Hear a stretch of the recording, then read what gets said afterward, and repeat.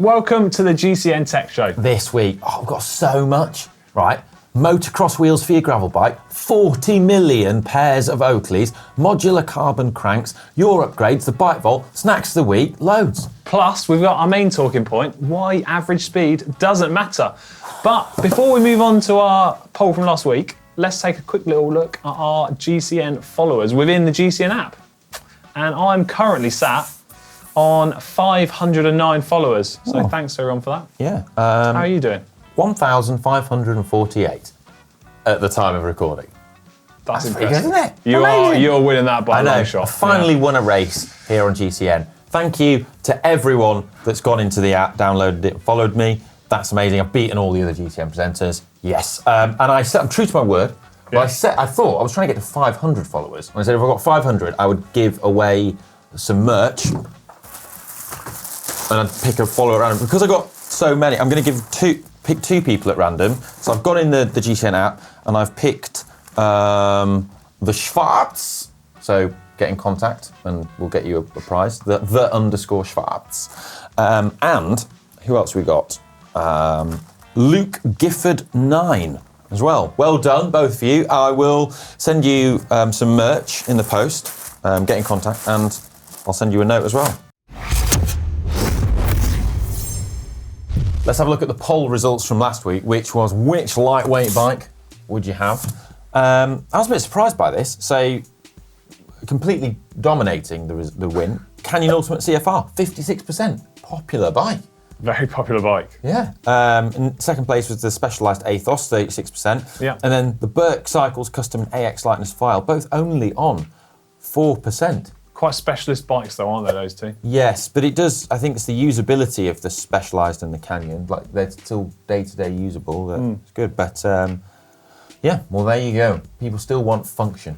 They do, but should we head on to our main talking point for this week? Let's do it. Why average speed doesn't matter. Yes, and what's got us thinking about this is, well, Dan's Racing News show, where he talked about the average speed that pros ride on their training rides, but also I've noticed a thing on fitness tracking social media platforms. Yep.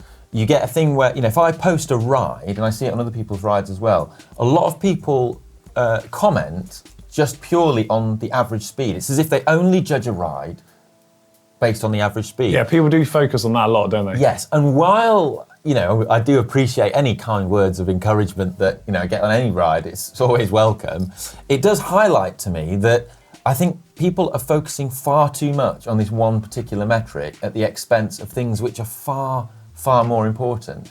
And the reason why I say it is because sometimes I'll do like a flat recovery ride, and loads of people will go, wow, incredible average speed. I've averaged like zone 1 effort. Oh, okay? God, yeah. But then sometimes you'll do an amazing like a 20-minute power test up a climb. So you've gone really slowly, but you've done like PB power or whatever, but it's because it's really slow and you've not gone very far, people just think, Yeah, people just naturally assume it was a rubbish ride, even though you've done some of your best numbers that you've done.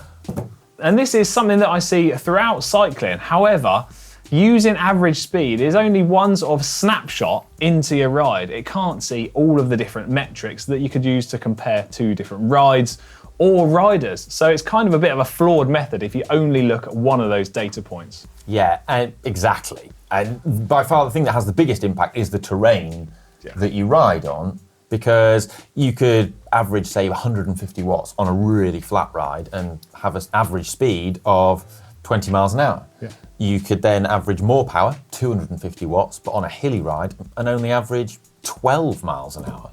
Actually, something that I did forget to mention is that average speed is very important when you're doing a time trial or a race. That is when average speed is the big factor to consider. Yeah. And this is something we see throughout cycling. Using average speed is only one snapshot into your ride. Sure, if you're racing or doing time trials, then obviously average speed is everything.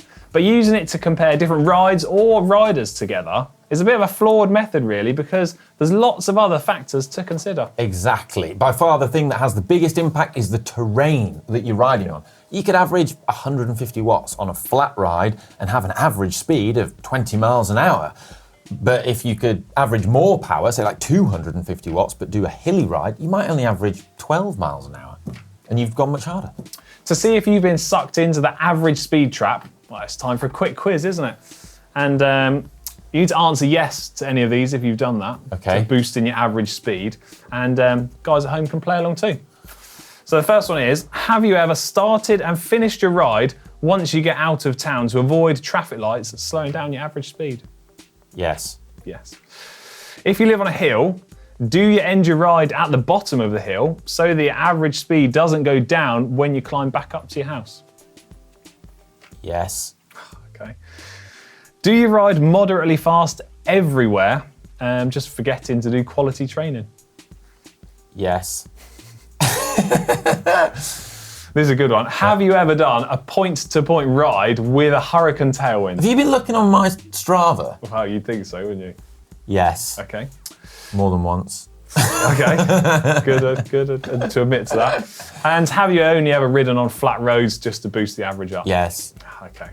By my careful calculations, you've answered yes to every single one of them. So quite clearly, you have been sucked into the average speed trap. If you have been sucked into judging rides by average speed, then you're not alone, and you're not necessarily a beginner. I happen to know of World Tour pros, who will remain unnamed, whose coaching staff has actually judged their fitness in terms of like, are they ready for a race based on the average speed they've been doing in their training rides. Which seems ridiculous when they have access to all the data, power meter numbers, and everything. Yeah, mental. That is a little bit crazy, and that's the beauty of tech, isn't it? It gives us an easy way to quantifiably measure people's efforts, and the best way to do that is with a power meter. We can look at that, and irrespective of weather conditions, roads, elevation, we can see the work that's been done and at what intensity. Yeah, and on top of that, we have access to weather data now. You can see what the wind was doing, what the temperature was. These all do affect your speed. We can even look at road conditions without even being there by looking at something like Google Earth. And, you know, we have access to so much data, all of which can be used to actually build a picture of, you know, how hard a ride was. So in time trials, this is a very basic and simple process. Quite simply, the rider with the fastest average speed will win. But in road races, it's quite a different story because there are other teams, other riders, and tactics to take into account, all of which could help a set rider save their efforts for when it matters the most, be that at the end of the race or at a crucial point within that race. And then fundamentally, that rider will finish the race with the highest average speed. Yeah, this is a really important point because although we're saying don't look at average speed, obviously in a time trial it's really important. Yeah. And watts don't win races in that there isn't a prize for who got the most watts, like at the end of the race. It's who went the fastest. And, you know, there's been instances where I've gone pretty fast in time trials off pretty average watts because I've been so aero. But you compare that to someone like Connor Dunn, who is as aero as a barn door, but he's done over 400 watts. Well done, Connor. Yeah.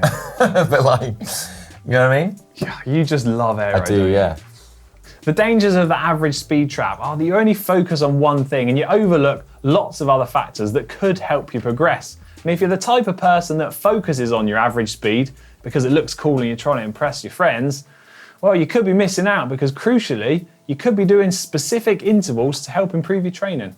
Yeah, intervals make you faster rather than just riding kind of tempo pace all the time and having a faster average speed. Having a lower overall average speed but incorporating intervals into your ride is kind of a much better way to train. We see that pros do it, you know, they'll often go out, they'll average just 25k an hour on an epic ride. But what's misleading is that within that, if you dig into the ride, you see that they've probably done some kind of mental 400 watt average 20-minute effort up a climb. And then either side of it, they've just completely parked it and just ridden super easy, recovering. That's right, it's all about targeted training to work on areas that are going to help you improve the most. Yes, so I mean, well, I'm glad we cleared that up. So basically what we're saying is that don't focus on average speed, do focus on average speed. This is basically like a government briefing for the coronavirus. But should we have a poll on this though? Let's have a poll. Yeah, come on. Which of these methods have you used to increase your average speed? Ride with a tailwind, pause your bike computer during slow sections of your ride, or none. I quite simply don't care about average speed. Head over to the GCN app to vote in that poll and we'll reveal the answers next week. It's now time for hot tech, and the hottest tech by far this week is the launch of GCN Plus. That's right, we've been working hard behind the scenes the last couple of years to make the best documentaries we've ever made. Oh yeah, and we've got some great in-depth tech documentaries coming out. We do, and the great thing about this project is it's allowed us to spend more time and effort on videos and give them far higher production values and just go into far more detail. Something which we're just not able to do on YouTube because making really high quality content is really expensive. But don't worry, the YouTube content isn't going anywhere. We're still doing all that. It's not going to be compromised in any way. Next up, Rotor, who are famous for their Q rings, their oversized chain rings, have launched some brand new carbon crank arms. And they've been making aluminium ones for a little while now, but these are 100 grams lighter than the aluminium ones and 11% stiffer vertically and 36.1% stiffer horizontally. So there's some good changes that they've made there. Yeah, I'm quite impressed by the modular system and approach to this design throughout their Yeah, you can just cranksets. swap out the components, can't you? So you can choose different crank arms, you can choose different axles. As you say, the center spider can be changed for 4 or 5 bolt fitment. Plus, you'll like this, you can add in a power meter. Yeah, you get the in spider and slot that in, which is cool because it means that you could, buy a chain set, and then if you want to upgrade it at a later date, it's quite easy to just change the spider, but you can keep your chain rings, your cranks, that all stays the same, and it just swaps in. It's good, clever design. Yeah. And this week, Zwift have launched their Black Celebration series. And this is a year-long series of events to celebrate Black history, heritage, and athletes. It will include social rides with special guests, and these social rides will be at 1.5 to 2 watts per kilo, meaning that they're easily accessible to a wide range of cyclists. Next, we have the SKS Air Spy, which is a rather nifty little gadget. So it fits onto the valve of your wheel, and then it pairs to a smartphone app, or it can pair to your Garmin device, and then it can give you real-time tyre pressure data as you ride. It can also display the status of your tyre pressure using a traffic light system. And then through the app, it can actually give you recommendations on tyre pressure settings in terms of how it learns over time. And this uses a single coin cell battery to operate. It's compatible with Schrader valves and Presta valves, as well as tubeless systems. And we have seen this technology around before with the Tyre Whiz, but of course the Air Spy is noticeably cheaper at £110, which Still expensive. Yeah, it's not that cheap, is it? But as you mentioned, compatibility is something to take note of because this only works with Garmin devices. Well, Ollie, I know you said you've been on a bit of a losing streak lately, but have you ever lost a race on Zwift? Yes. Oh. Do you think it might have been because of a power dropout? Obviously. It's not because of watts, is it? Okay, yeah, well, Wahoo have got you covered. Wahoo No, have right, got it's you covered. true story this, right? So Okay. what happened was I was on Zwift, Yeah. right? And my mum, I had the turbo in the utility. My mum comes in and she used the microwave, which was next to the turbo, and she starts defrosting some mince beef, right? It was in there for a while. Okay. And the microwave signal interfered, because it was right next to it, it interfered with the signal, I think, and it cut out. Because when the microwave stopped, it came back. I was like, oh. Well, Wahoo were obviously aware of the use of the microwave and have come up with a solution to this using a direct connection, which is available on their latest V5 kickers. Thank goodness. Thank goodness. And this is a small unit which allows you to directly connect your smart turbo, your Wahoo kicker, directly to your laptop, so power dropouts are a thing of the past. I can just microwave frozen minced beef to my heart's content now. You can. Some cool news coming from Oakley now. So Oakley custom sunglasses have been around for a while, but they've just relaunched and revamped their custom configurator and added loads of options into it. God, absolutely tons of options. And there are now over 40 million different personalization combinations that you can do on the Oakley site. Right, and our final bit of hot tech this week comes from Spinergy, and they've launched a brand new gravel wheel set called the GX Max.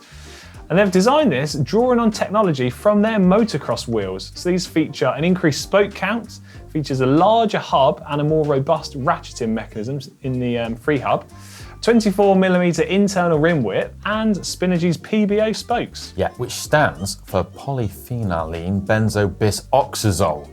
Whoa. It's a cool polymer, this, right? It's got 5.8 gigapascals of tensile strength. That's like 1.6 times more than Kevlar. That is cool. All I know is that they're made up of 30,000 individual fibres, 3 times stronger than steel and half the weight of steel. Available, well, we'll get the best out. Available in 650B and 700C and $1,000, £750. There you go. More hot tech next week. Right, it's now time for snacks of the week, and I had high hopes for this week's because quite a few people have messaged me asking for the address of where to send the snacks into. Well, Sachin Katecha. Again? Again. Guy coming up with the goods. Oh, this boy. What a legend. He sent us some wham bars, which we're trying to find out if they're vegan or not. They're definitely vegetarian. I think wham bars are vegan now. Anyway, wham bars, just pure sugar, basically. I mean, that's going to give you a lot of energy on the bike, isn't it? It's going to be ideal once it's warmed up in your pocket a little bit. Yeah. When they're cold, you just snap the things in half. I have a wham bar. I've had one see you through to the end of the show. Yeah. Cheers. Cheers. Cha-ching! No, I'm driving upgrade. My upgrade. I've got a wham bar in my mouth. Yeah. I'm a sherbet. Oh, very good. Yeah. Used to make upgrades. Evidence? You've made to your bikes or try some ride. And then we judge them. And you win a bottle if it's the best upgrade. Right, last week's upgrade. Shall I do this bit? Yeah. Once you get through that. Last week, whose upgrade was the best? We had Cookset's custom painted rally. That was good, that one. Against D-Bat's budget gravel bike. And the viewers have voted. Cookset's custom paint rally, 80% of the votes. Well, So, good paint. get in touch over on Facebook and we'll get the water bottle out to you. Who have we got this week? This week, I guess I'll do it as well, shall I? This week we have got K567. It says back in 2018, they found a BMC road machine damaged frame, so had it repaired and painted. But then 2 years later, they found this felt FR1 disc. So stripped down the BMC, sold it, bought the felt and built the felt up. And here it is. We've got rotor, power meter, ceramic speed pulleys, zips. Yeah. With 240S GT Swiss hubs. Love those hubs. It's not going to be easy though, because we're up against Red Bike. Now, Red Bike had his first road bike, which was a 2011 Rally Airlight 100. Got it for just £325 new. And it's been slowly rusting until he decided to give it a new lease of life as his winter bike during lockdown 2. Is it lockdown 3 now? Anyway. 3.1. Yeah. So it was pretty heavy back in the day. It was like 11.6 kilograms when he got it new. But he's, upgraded it a lot and got some fulcrum wheels for just £120 off an auction site. And then he's managed to replicate the position on his summer bike. Because he got this bike, it wasn't quite the right size, but he's got the tape measure out and put on an appropriate stem and stuff and some better handlebars. And he's fitted a mudguard as well. He's lowered the weight, get this, by 1.4 kilos. And That's a lot. That's a lot. Yeah. It's good upgrading. Nice river scene as well. Well, head on over to the GCN app and let us know who your vote gets. Or who gets your vote even. Now time for the final part of the show, the Bike Vault, where we judge your bikes to be either nice or super nice. If they're super nice, Alex will ring the bell and they will be committed to the Bike Vault forever. And as ever, you can play along at home on the GCN app, voting for all the bikes that we feature. So without further ado, first up this week, what do we got? We've got Nike Footaboloro. Scott Addict RC30. I love the paint job on that Scott. That is awesome. Real iridescent colour to it. Yeah, and that sort of like satin green. It's like a beetle. It's great. I like the integrated cockpit as well. Proper Just cool. A bit of a sort of belter of a picture, isn't it, this? Yeah, and that, yeah, I mean, presumably he's in the West. Photo. Yes. Yeah. I think that's a beautiful bike and a nice photo. It's biggie smalls, it's clean, we can see the bike, no excess steer. Oh, that's a super nice, isn't it? Yeah, that's a super nice ride. Super nice. Next, Presta Post has submitted, what is this? What is it? There's a Trek It's a Boon. Trek Boon cyclocross bike. We've just had the Cross Worlds. That is a cracker. That is a cracker, isn't it? Oh, look at the Crank Brothers. Good bike Egg vault beaters. submissions this week. That is that's a super nice. Super straight nice, off the bike. straight out. Made our life easy. That's Yeah. a beaut. Appreciate that. Who we got Next in, we've got Wilkins Palmer 22 with their Specialised Elite Alley 2014. Oh God. Oh, we've taken a turn for the worse here. Just non-drive side. What is going on? Non-drive side, cranks, gears, tyres, just valves. all sorts of stuff going on. Jaunty there. angle, wrong everything. I mean, it doesn't even look like it's in a safe location. No. It's Right. like parked on the hard shoulder Yeah. of a freeway. It's getting a nice from me, I'm afraid. Yeah, Sorry. nice. Next we have Odin 2823. His lightweight climbing bike. It's a Ribble SLR. What do you make of that? Oh, another stealthy one in here. It's got those nice Hunt wheels on that are filament wound. I like the filament wind pattern that it creates in the carbon. I think it looks cool. Do you want a little interesting fact? Tested the pre-production version of those wheels a few years back. Down the Arenberg Trench. Yeah. Well, actually, that was a different set, but those ones I had on my winter bike for nearly 3 years ago now. Very cool. Tyre. It's those new Grand Prix 5000 Continental tan Nice. wall ones. They're cool. Oh, they look good, don't they? Oh, black bike with tan wall tyres. We've had good submissions this week. Really Slammed, like this. slam. Oh, I mean that's a super nice. It's a super Come nice on. ride. No doubt. Next, Andy B542. And he's been riding on the Isle of Wight with his Ridley Phoenix SL, or Phoenix SL. What do you make of that? Nice bike. Preparations look good. Correct gear. It's a Tyres. strong week this week, isn't Yeah. it? Come on, and look at that. I spent some time picking these out. I invested heavily into That's a these. super nice, isn't it? Come on, super nice. Oh, We've been throwing the super nices around blooming today. good. And lastly, this week, we've got a submission from, wait a minute, Harry Tanfield from Quebecer Assos. Very nice. A World Tour submission, who submitted his BMC Team Machine SLR01. What do you make of his team bike? That is a nice picture. That's Very like looking. That's looking professional good. level photography. Look at the Very professional. depth of field there. Crisp, clear, well lit. Very well lit. Beautiful photo, isn't it? Sandy beach. Yeah, sandy beach. I mean, it's not quite sideways as we like. I mean, it's a bit of a Very jaunty angle. A jaunty angle, but it's still very nice. Well, I mean, it's got wheels aligned, tyres aligned, I valves mean, aligned. it's a beautiful bike. Not quite Cranks level, but No. it is Biggie Smalls. Although, a more careful inspection, once we zoom in on this very high-res photo onto the name sticker on the bike, it reveals that this is actually Fabio Aru's bike It's and been not sneaky. Harry's It's bike. a sneaky one, that. We can't allow this. No.